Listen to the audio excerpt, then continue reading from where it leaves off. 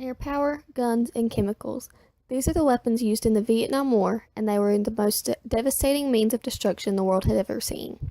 This is John Lohman and Sierra Bean with History Room Productions reporting to you on the things you need to know about the Vietnam War. The Vietnam War, one of the worst and most controversial wars to date. Approximately 2.6 million perished during this war. That is approximately 1.1 million Vietnamese civilians and around 0.9 million Vietnamese soldiers, and 58,220 U.S. troops. Both the U.S. troops and the Vietnamese forces relied heavily on Air Force power.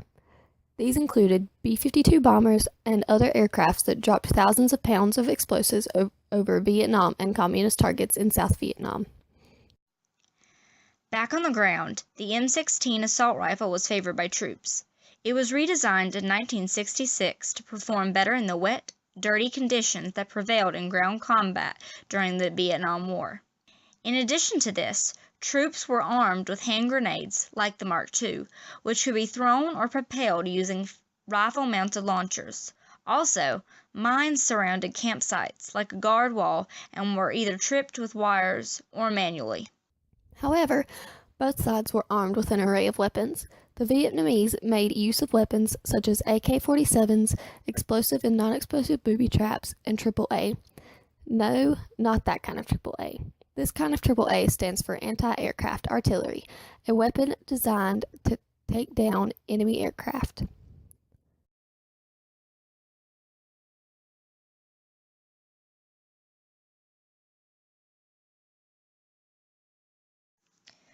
We now move away from common forms of weapons and bring to light something a little more controversial. Due to the thick foliage of the landscape of Vietnam, U.S. Air Force planes sprayed more than 19 million gallons of herbicides over 4.5 million acres of land. This was part of Operation Ranch Hand, 1961 to 1972. A large-scale defoliation program aimed at eliminating forest cover for Vietnamese troops. The most common herbicide containing toxic dioxin was known as Agent Orange. It was later noticed that this herbicide could cause serious health problems including tumors, birth defects, rashes, psychological symptoms, and even cancer. This was not only found in large portions of the Vietnamese population, but also in returning U.S. servicemen and their families. It is speculation that there were ulterior motives in its usage. Was it really there just to kill trees, or did it have a particular taste for humans as well?